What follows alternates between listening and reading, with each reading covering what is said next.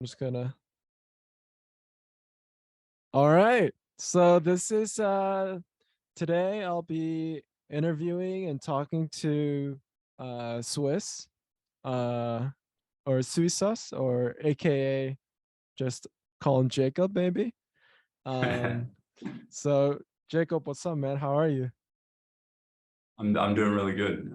Excited to go ahead with this interview. Got a little bit of practice in, so yeah. Nice. Like interview questions. Okay. I guess the first thing I wanted to ask was just like, how did you first get into programming? Because everyone has their own story. So Yeah, so I did some programming back in high school, writing some batch scripts with my mate Joe, and we made this like personal assistant on the computer. But I wasn't very serious about programming. That was just fun, something that we did over summer holidays and so on. And then I did like year 11 IT or year 10 IT.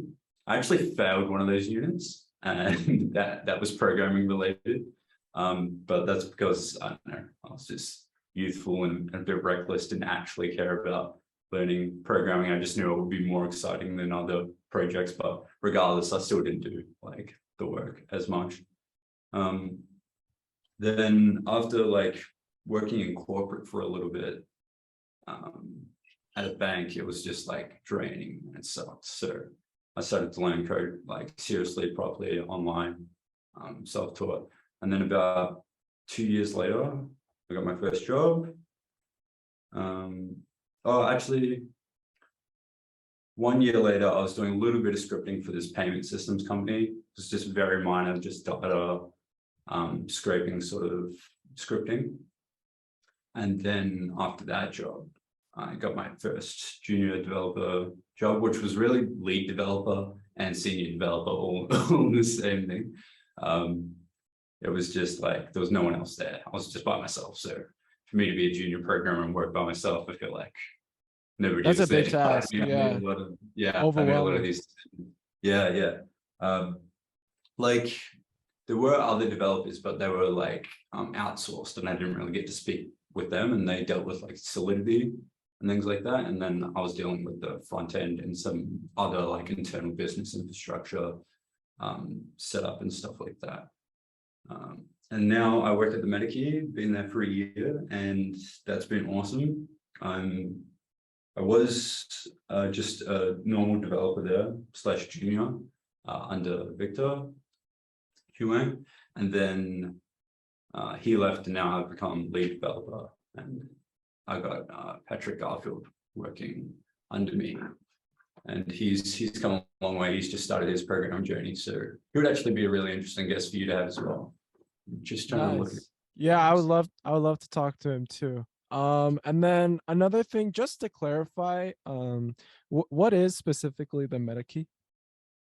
The Medici is a chain agnostic ERC 1155 utility company, I would say. They sell these things called Metakey's. We have 4 editions, the latest being the Captain.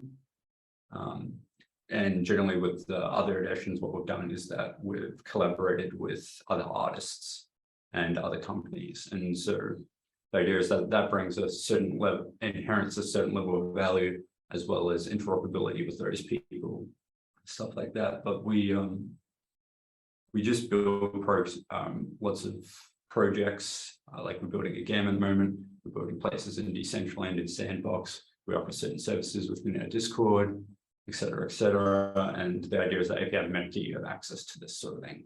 It's like, yeah, it's just an access key to the metaverse, we like to call it. So, And the Metakey as a company, would you say they're like it's like a Web3 metaverse type of company? oh yeah, 100%. That's what we're trying to do. We're trying to spearhead interoperability and utility within Web3 blockchain. We're primarily sourced around entertainment at the moment, but that makes sense because that's been the earliest sort of integration of Web3, applying NFTs to art and so forth. But ultimately, I can see our company really going anywhere, or Maddie and Mossy's company going anywhere. But it feels like a very bubbly and collaborative sort of projects between me and like 25 other people now or something. Wow. Yeah. Yeah, because when I first got introduced to the project, I guess the team was just a handful of people, no more than you could count on your hand. But it's so interesting seeing that, like in I guess about a year or so, that the team has expanded to this size. That's freaking awesome. Yeah, well, there was a lot of success early on, and they just started expanding. We're still expanding now. Yeah, I would say the primary thing that we're working on is the new Ganymede game. So that takes a lot of resources, people, skill, and I'd say if there's one thing that Metakey at down pat, it's looking for a talent. And so yeah, we have some great people working on our stuff. Dope. That's dope.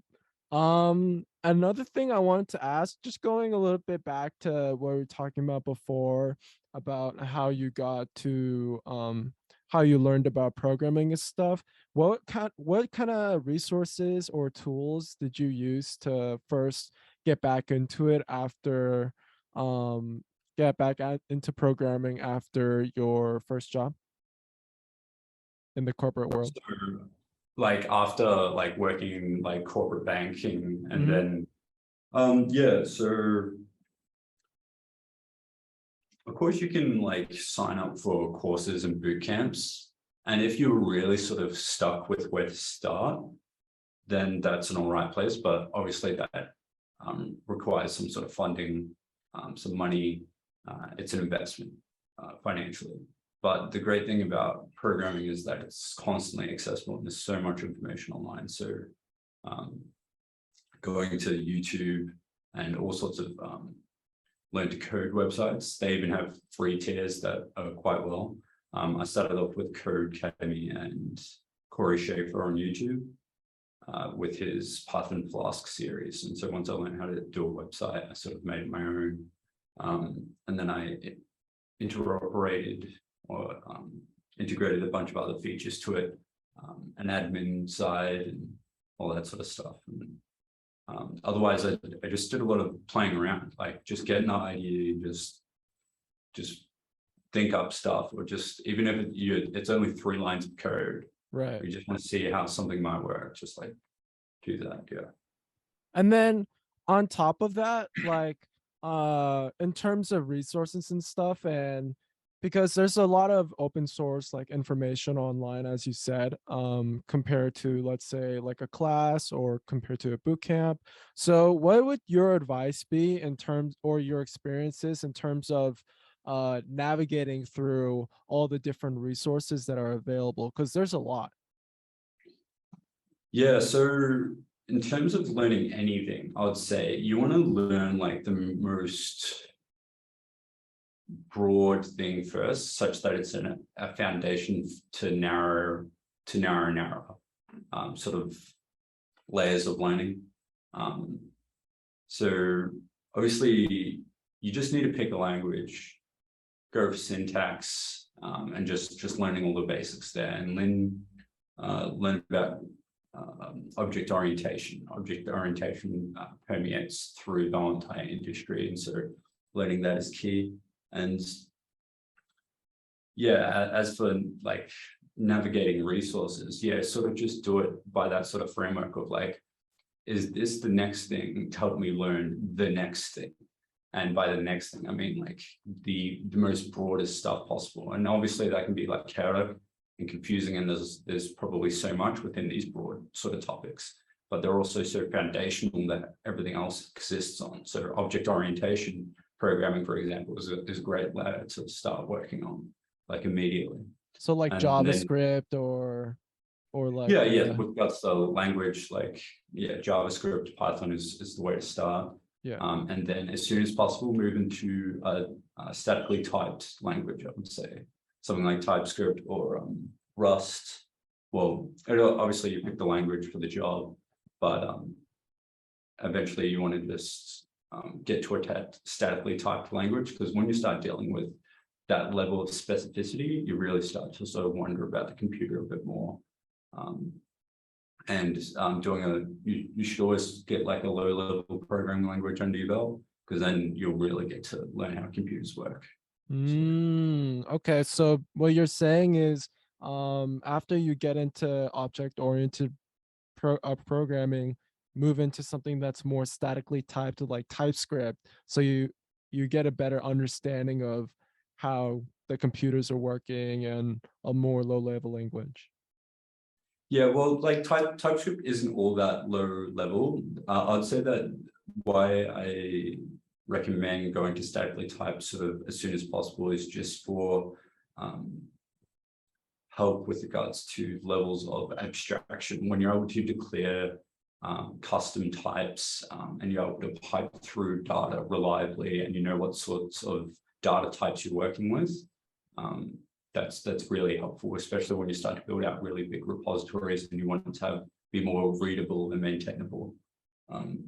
But like, you know, this sort of sounds like a quick process, this sort of roadmap that I've placed out, but you really want to take your time with everything at the same time. So yeah, object-oriented Python and JavaScript, spend a lot of time with that. Probably actually just after that, in between learning a statically typed language, or maybe along parallel with this, parallel with that would be CRUD APIs, REST APIs, GraphQL, and maybe gRPC APIs. Yeah. Oh, sorry, I didn't want to cut you off. I just wanted to ask, in your journey, like how many months or how much time was it about for each kind of subsection of your learning? Because I know for me, when I was first starting to learn about programming, I was really curious, like, oh, how long is it gonna take until like I'm gonna get comfortable with this? Like, what's your opinion on that? I mean, there's nothing more than you wanting to just like be good finally, or like to the point where you can just sort of program on the fly. Like I don't know when it happened, but it really happened over the last year and a half or 2 years, where like now I can literally just like code on the fly. I really don't need that much reference to get started. But even then, just when you do start off with reference and then you have that, you're just going. And otherwise at the beginning, it's always stop, start, like stop, learn, and then then at the end you sort of tie everything together. And how long that takes, it's individual. You've got to be comfortable and you've got to be confident, but like also at the same time, if you're not all that confident, exploration is still so important. So don't let, like, you know, if you're struggling with one thing, there are other things you can go to and then come back. Or like if you're struggling on this thing, maybe think about what you just learned, because ideally, especially if you're learning with resources online, they all should link to the next and to the next. So like you want to be confident, you want to be patient. And when you're comfortable, you move to the next. But at the same time, just rapid exploration is also really cool, because you know that's what brings about the passion, and that's when you start to think about business logics and sort of potential innovations. Because like if you're learning about like, I don't know, something like RMTP streaming, and then you're thinking about, I don't know, a scheduling program, you can start sort of thinking about how you would set up like maybe a live streaming service, podcast service where people sort of book if they want to come in and stuff like that. So knowing lots of just different stuff and toying with a lot of different stuff also helps. But if you can help it, you really want to learn the fundamentals as much as possible, which I would say goes right up to APIs and object-oriented programming. ideally, but don't let that stop you from just doing you, you know. Like, Don't let that stop you or get to a certain point. Yeah, because I feel like um uh, I I think there was a couple times where I tried to get into programming, but then I'd say I would spend about a week going through a free code camp. But then I'd go through it and then I would hit this one roadblock and then I would just lose interest in programming and I'd stop for um like months at a time. And then I would be like, oh, I need to get back into it again. Um, yeah. but yeah, the momentum is so important. Yeah, true. Exactly. If you feel like you're getting stuck too much, or maybe what you're working on is too overwhelming, shifting to a smaller thing quickly is important. The great thing I would go back to with boot camps and stuff and online learning is like finding communities, finding people that can help, or for you to help them, vice versa, be a community. And then, yeah, it's persistence. Like if programming is like one of the things programming is most is persistence. It is trial and error. It is write code for like 15 minutes, get an error, write code for a minute, get an error, and then perpetually do that for like the next 2 hours. Like you need to be willing to just like constantly, not just fail, but it's just about like, okay, just the process, just of iteration and refinement is what programming is, and that takes a lot of patience. And sometimes, like it's just really annoying.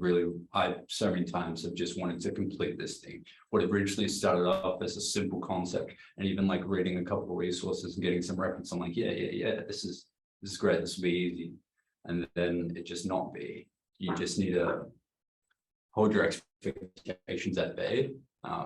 You'll become an elite programmer when you become an elite programmer. Like, yeah, be patient.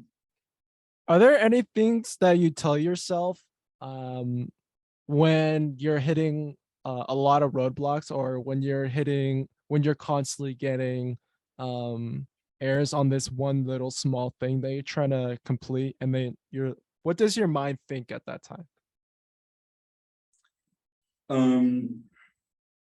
When I get an error, like first thoughts, read it thoroughly. And because if you don't read it correctly, you're just going to be tied up with the wrong context. I'd say that like error logging and stuff has gotten a lot better. Sometimes you look at something and it just seems like the trace is gibberish, but still read into it, know exactly what's most likely packages associated with this error, and then Google or search for things associated to the error. Of course, Stack Overflow, obviously a great resource. But like, yeah, I guess I don't really think too much. Like when I get an error, I just go straight to sort of investigating it and figuring it out. But then sometimes you get an error and you're just like, fuck. Just Yeah. like, yeah, I did not not right now, please. This was supposed to be simple. I thought I had this. Yeah. Nice. And then I also wanted to ask, like, what does your day-to-day look like? Because I was always the day-to-day of a programmer, I always saw it as like this shroud or cloud of mystery. So I would like you to unveil that for me, please. Yeah, sure thing, Brian. It's every day is different for me, particularly being lead developer, because I'm thinking about a lot of like levels of our system and interoperability and what we want to do in the future. So I'm generally thinking about making things scalable, maintainable, and integrative with anything future that we're going to build, as well as getting the right level of abstraction, because like you can have a very sort of imperative way of programming. But once you start to look at the abstractions and take a more declarative approach, that's when, yeah, you learn about the archetypes, the abstractions, the fundamentals of sort of things that you're dealing with. But yeah, sorry, I just tangented a bit there. Can you give an example what you mean by abstract and declarative? Yeah, so like, so like declarative and abstract is a little bit similar. They sort of follow the same path. So pretty much you have imperative programming and you have declarative programming. Imperative programming is like the how. It's just naming conventions and building objects and systems according to sort of just like how they work. But with regards to readability and maintainability, you just sort of look at how and you go, oh, that's a bit confusing. But when you sort of have your imperative code and you bring it into declarative functions, functions that have definitive meanings, then you can start building really good abstractions. When you have naming conventions for variables that are declarative, it tells you like what this is associated to what you're building, then you can start sort of from that point, once you have like some declarative code, think about abstractions a bit better. And with regards to what abstractions are and archetypes, you know, a car has 4 wheels, a bike has 2 wheels, that sort of abstraction. That's very oversimplified. But like with regards to data structures, like binary trees, I would say they have the higher level abstraction of a binary tree is just a tree. And so it's once you figure out like the cause of how to build these abstract classes, types, objects, functions, then you can reapply your code, and that's the point of code, that you don't repeat yourself over and over again, that you put things into concise functions that you can reuse. So yeah, but back to your question about the day-to-day, I mean, I deal with well, it depends what sort of developer you are. Front end, you're probably looking at like a bit of quality assurance as you're sort of programming along. You're looking at probably UI, UX designs and following through with those in code, CSS, HTML, going forth, some JavaScript and animation stuff. But then if you're a backend developer, you're probably looking at microservices architecture, or like CRUD APIs and databasing and doing that sort of stuff, as well as like data flow, networking, and yeah. And then if you're full stack, then you're just sort of doing everything together.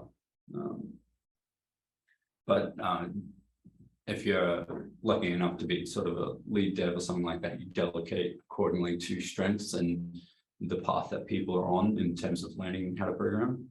But yeah, my day-to-day is my day-to-day is sort of cleaning up a lot of code at the moment, because I just don't want to have to make something that I'm gonna have to fix later, or I don't want to just like refactor a little bit of code and then feel like, well, like we have this repository that has a problem in it, has some bugs or something, and I refactor it, or it doesn't have any bugs, but it's just messy, and I refactor it.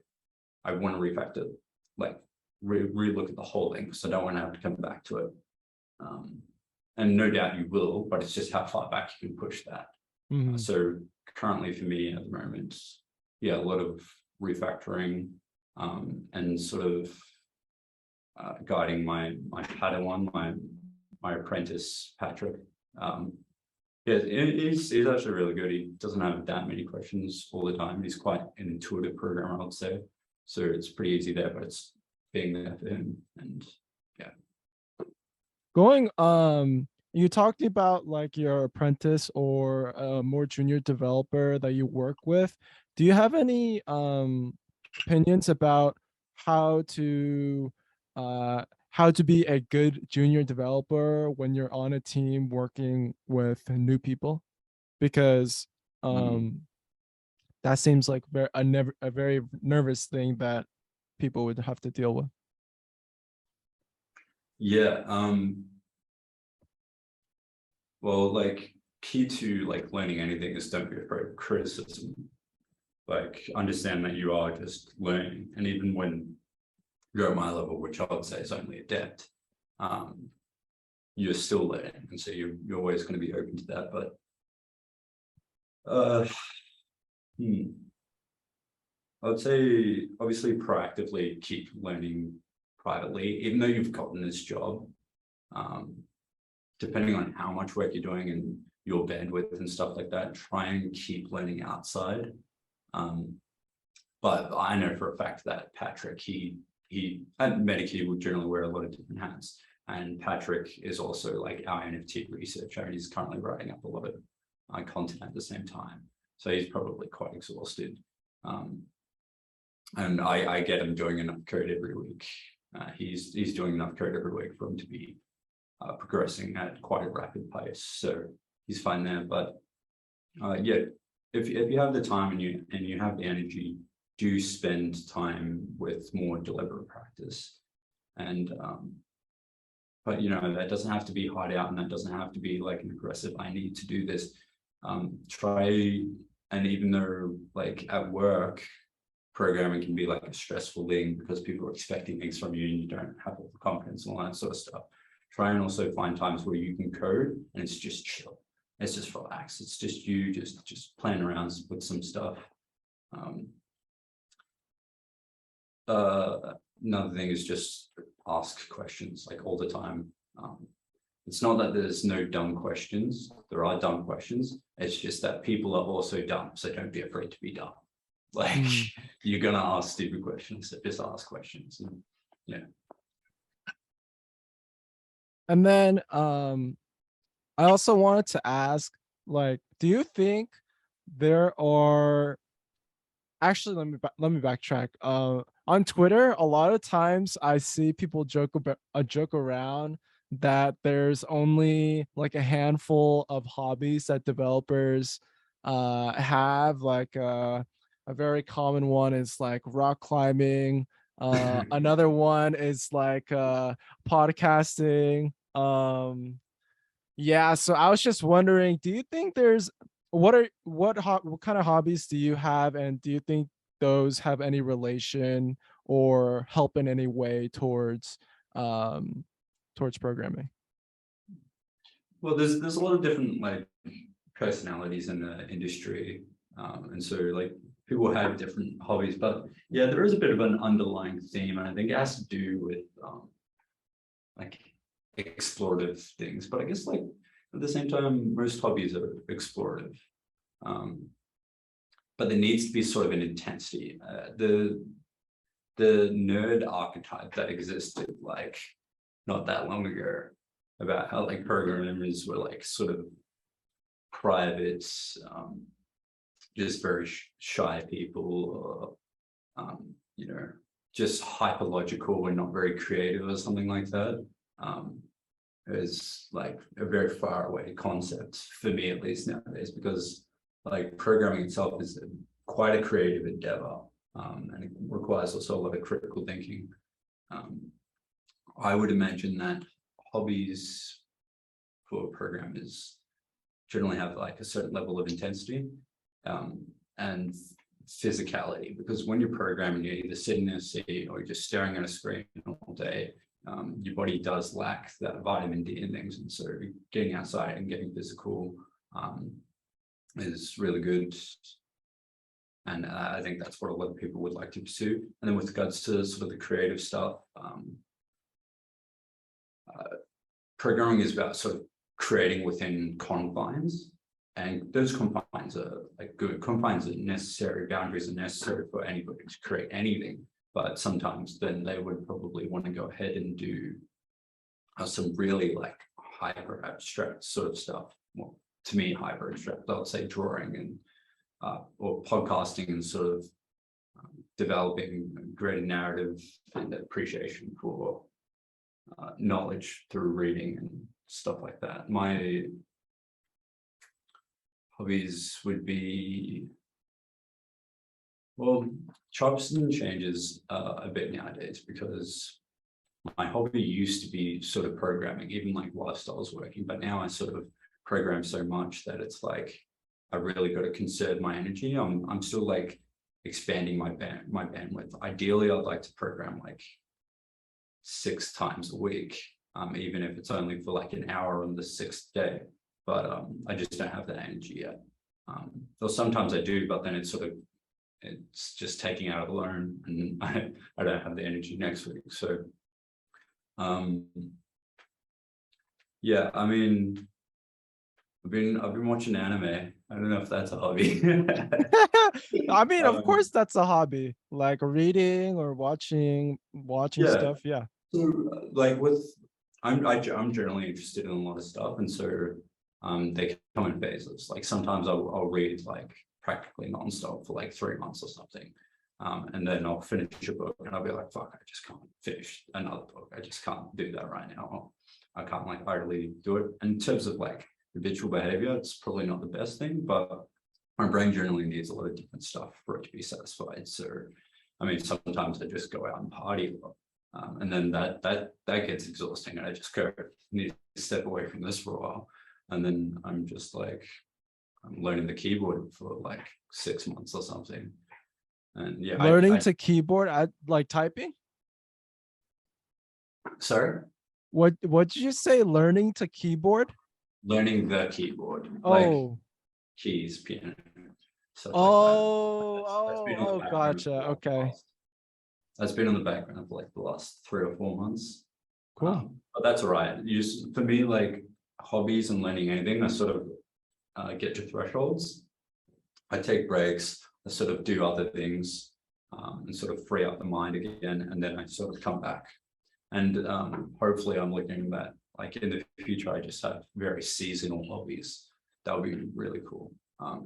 I've thought about like rock climbing and stuff like that, or getting back into scuba diving because I know how to scuba dive, but that generally just takes a lot of preparation, anything with a lot of physical equipment, and also buying the physical equipment. And I don't have a car or anything, so me getting out to like these natural environments outside of the city and suburbia is a bit difficult, but you know, I still catch up with friends. I go for long walks and stuff, but yeah, generally rely on another person in order to do that. Yeah, I'd love to do some rock climbing or podcasting in the future and stuff like that. So yeah, there is a bit of a theme maybe with programmers and that sort of stuff. But yeah. That's awesome. Yeah, I think I'm very similar in terms of like I'll do something to the max for until I hit a certain threshold, and then I'll be like, okay, and then move on to something else. Yeah, that's something I'm very familiar with. Yeah, I mean, like, I don't know, I'm still a bit young and turbulent and chaotic, so it's not like a whole myself to learn a hobby. I've never heard someone describe themselves as I'm a bit young and turbulent. That's such a crazy adjective. Myers-Briggs 16 personalities thing.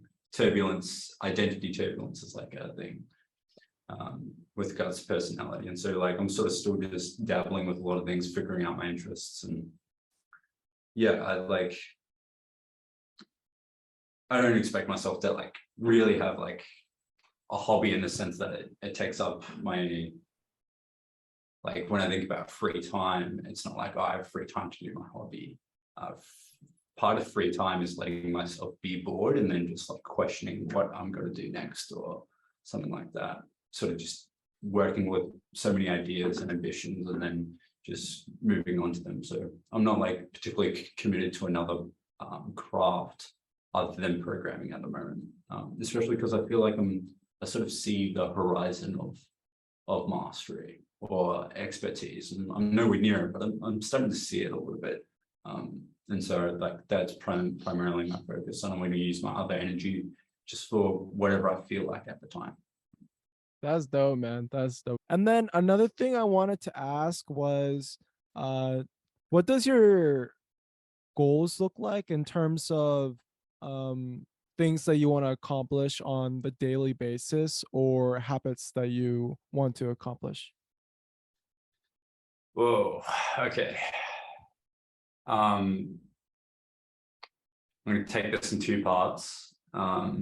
Yeah, my ambitions, and then what sort of habits I want to develop.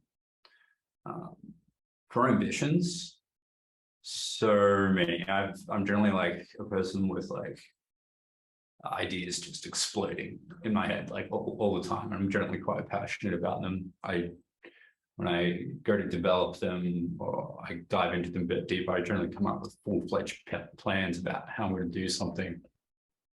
But you know, I only get to pick one at a time, and then sort of meet barriers with this thing and need a new passion with that thing. And yeah, I'd say I want to get into systems, like engineering, operating systems, which I've dabbled with a bit already. But I also want to do virtual machines, making a programming language. I want to build a DAO community for programmers, software developers, and stuff like that. I think about that a lot, and sort of developing that a little bit in the background when I have the energy and time. You know, I want to try and build a lot of the systems that we take for granted today from scratch, just to sort of really understand them better and understand the level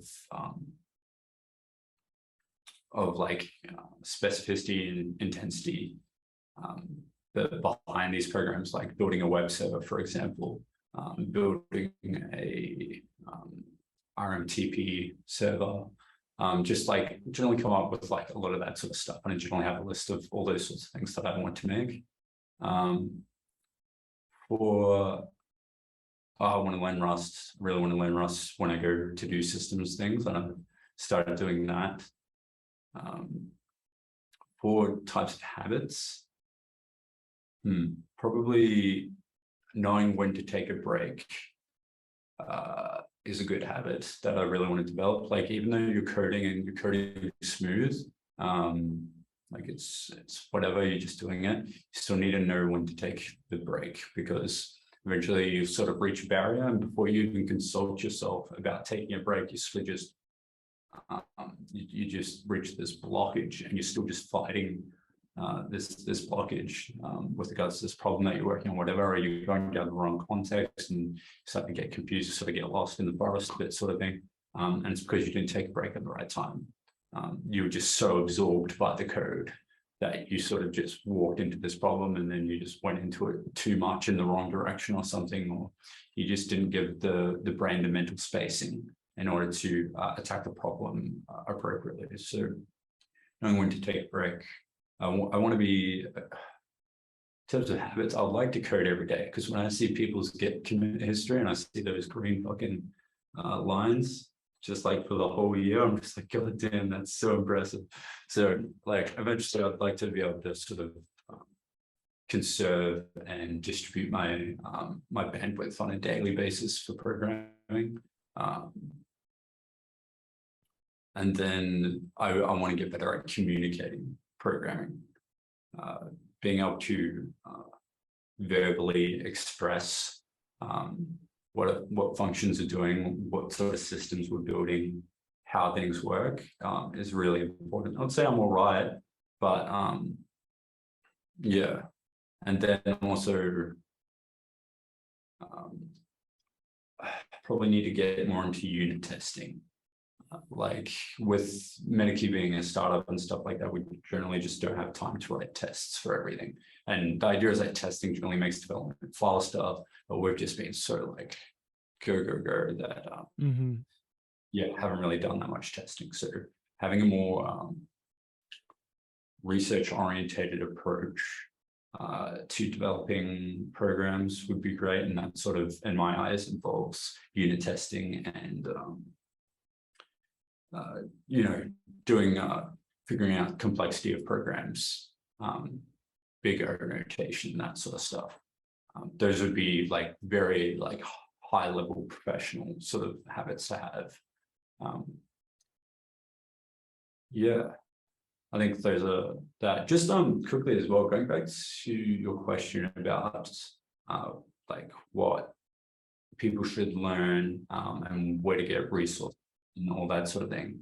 I'd just also like to say, like, if you know, like I've recommended like JavaScript and Python, learning object orientation and APIs and stuff, but if you know what you want to do, if you've seen smart contracts and you just go like, I just want to write smart contracts, or I want to start there, commit yourself to that.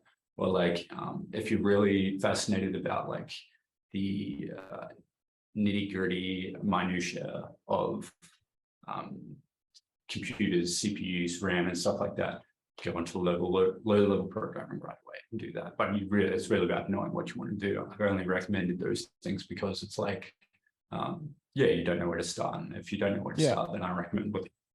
Otherwise, if you know what you want to do, you know what you want to do.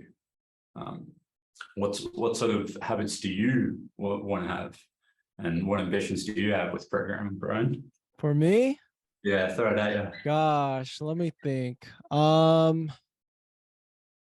Well, in terms of goals right now, like I've been really interested in both learning about blockchain development through Solidity and smart contracts, but like I'm also really interested in cloud computing. So I just finished like a AWS certificate about that. And I've been just trying to Nice. dive into that deeper. And so I'm kind of just juggling these two things right now and see where it takes me.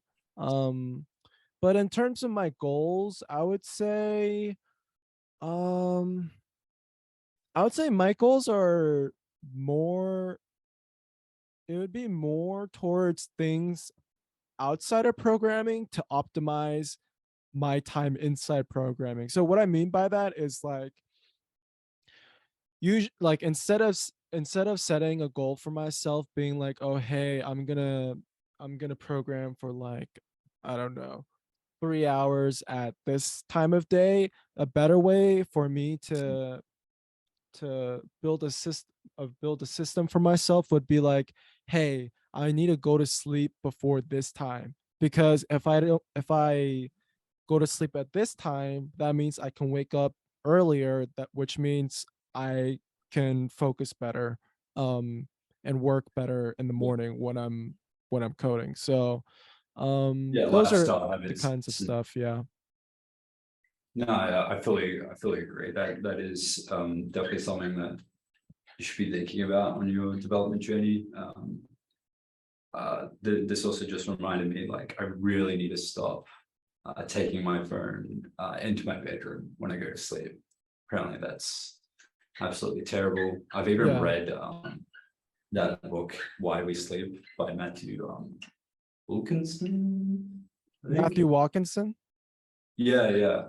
And like it's funny, you can intellectually know about why we sleep and how important it is and stuff like that, but the habit and the phone and how it's always on your body, you need to get that away. Even I would say actually something that I've done over the last few months is not having the phone in my work room, which is really good, because all the notifications I get and all the systems I use to communicate with people are on my computer. And even then, I'm generally not like a highly online, so high sociability like person online. So I'm not going to get that many distractions when I'm working, but like just not having a phone for me to, I don't know, take a quick break and look at Twitter or YouTube or something like that is really important. But yeah, no, I fully agree. All those other things that you can do outside of like the direct thing helps a ton. Improving, a huge thing about just improving any sort of team or system and stuff like that is just making those 1% changes. Aren't even entirely directly related to the task itself or the objective itself. Yeah, So I'm just sort of because continuing on with no, relating to what you're saying, like the reason why I even like think about I think that way. It's because back when there was this one class, um, like this one anatomy class that I was taking, and I was like, okay, and it was like some course I was taking over the summer or winter, but it was like one of those in between term classes. So I was like, okay, this is the only class I'm taking. I'm gonna ace this no matter what. And so I found out um if I fixed how I slept and fixed how I woke up, like that really helped build momentum in my day. So yeah. And then going Yeah, back to like the phone stuff, I mean, for me personally, what I do is I just try to like put a notebook on top of my phone so I don't see it. And if it's not in my sight, it's out of it's out of this, you know. yeah. I'd say like with a lot of my habits that have to do with objects, out of sight, out of mind, for sure.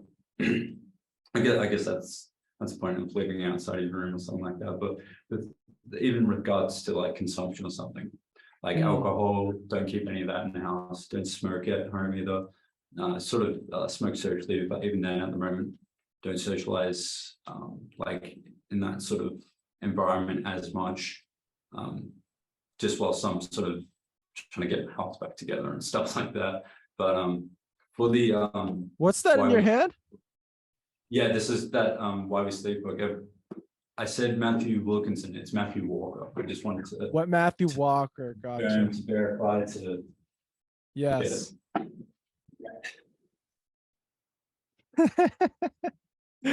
And then and my last question for today is just going to talk about people that you look up to in the programming space, because I find that when I in other things that I'm interested, I always try to find someone that I can kind of copy, and then kind of see what I like from them and then take that as my own. Yeah, So is there anyone like that for you?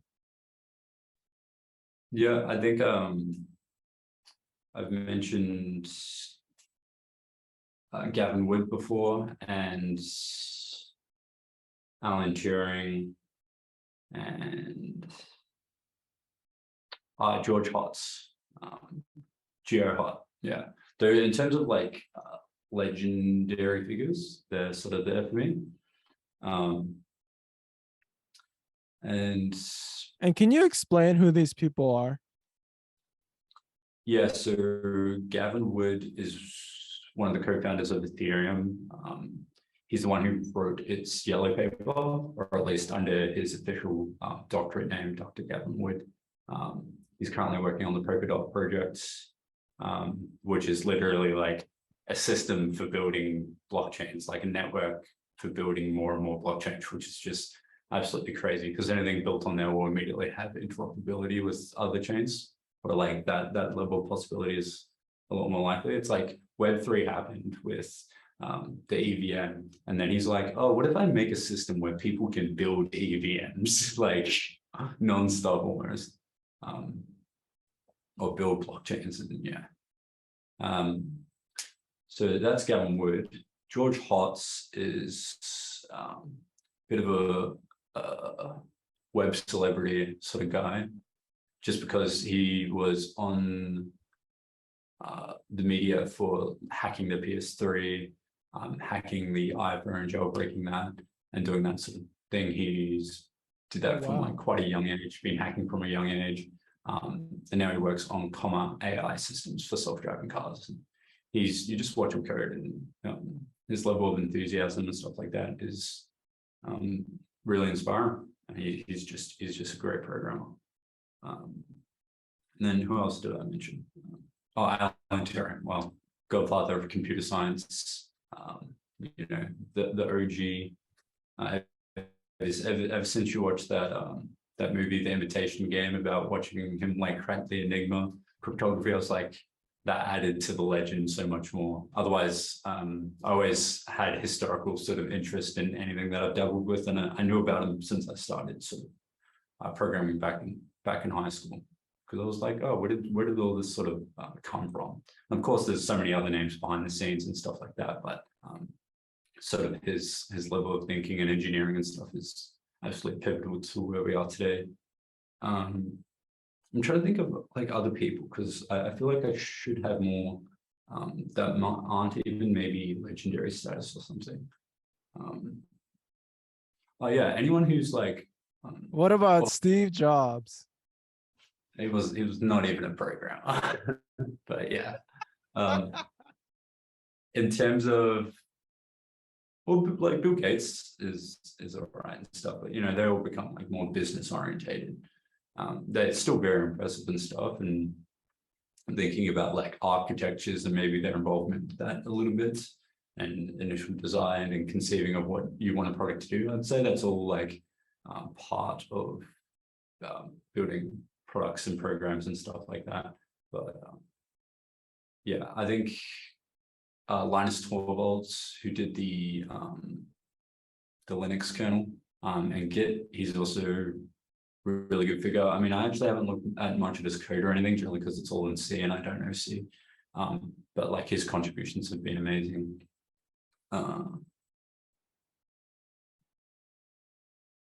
Yeah, I feel like I should have some more, but I'd say that's about like it. Those other figures probably just sort of pop in and out. Like I know about them for like a good 2 months or something for a particular topic that I'm learning, and then I put it away. But yeah, those are probably the big four. Oh man, yeah. What about you? Those are, I would say, out of those people that you mentioned, I would say I only know about Gavin Wood and Alan Turing. Um, Gavin Wood, because I know about Polkadot and Kusama, which are both like crypto tokens, and then I know about Alan Turing because Oh randomly. wait, there is one I must put in before we continue. What's up? What's up? Satoshi Nakamoto. Oh We my. don't know who he is, but that man's, if he really built that system by himself, if he built Bitcoin by himself, like holy shit, that's the guy. I reckon he's an alien. Rick. Sorry, continue. No, I would say he's from Atlantis, but going back to what I was saying, yeah, and then Alan Turing, just because I saw him on Twitter randomly, because he was doing some, like he was tweeting something about Oculus, and then I saw some YouTube videos about him. But yeah, Oh, you mean I like don't his really have any right now. Twitter? Yeah, for me personally, I guess maybe like Vitalik, because like all the his memes are like really good, or like people Yeah, making sure. memes about him, like those are all good. So Yeah, no, yeah. actually, yeah, I'd say like Vitalik is also a big player for me, and Charles Hoskins, like these original creators of Ethereum are like crazy good. Actually, I definitely haven't looked at any of Charles Hoskins' coding, because I know that he deals with a lot of like business logic and coordinating things for the Cardano project. But yeah, Vitalik has always put out some great sort of research endeavors and articles help people learn some pretty tough subjects like zero knowledge. He's currently put out some information on that. Yeah, Yeah. I think Vitalik has a lot of good educational stuff, like the way he describes all his concepts. I was watching a video on YouTube on Ethereum's YouTube channel. It's from his presentation at DevCon 1. Uh, it Deep was, dive into the EVM. yeah. Wait, say that again. Was it deep dive into the EVM? I think so. Yeah, it was just giving a broad overview about like what is gas, what is Ethereum, Oh and yeah, yeah, and yeah. then I think yes. Yeah, I know what you're talking about. Sorry. yeah. So basically, yeah, that was really helpful for me as like just an overall thing, because like I've been using all this stuff for a while, like using OpenSea, using MetaMask, using um just the blockchain in general. But hearing that, and then it kind of just solidified everything I knew. So yeah, that was helpful. But yeah, that's about it. Is there anything that you want to shout out, or anything that you wanna say, since this is the end of it? Give me the floor like that. Yeah. I feel like generally I have a lot of things to say, but on the spot, I got nothing. So I'm gonna say shout out the Metakey, shout out Web3. Yeah, shout out to the future prosperity of blockchain technology. So okay. I'm gonna link your Twitter in the description of the video. And is that okay with you? Yeah, it's fun to do Okay, whatever. dope. Okay. And yeah, and that's about it. Thank you for listening to this episode. Thank you for being on it, Jacob. Yeah, yeah. Thanks for having me. Thanks for anyone who listened, didn't even think about that. I was just so absorbed by the conversation. I forgot to tell anything. I just have that effect on people, you know. Yeah, Anyways, yeah. and that's it. Thank you. Bye.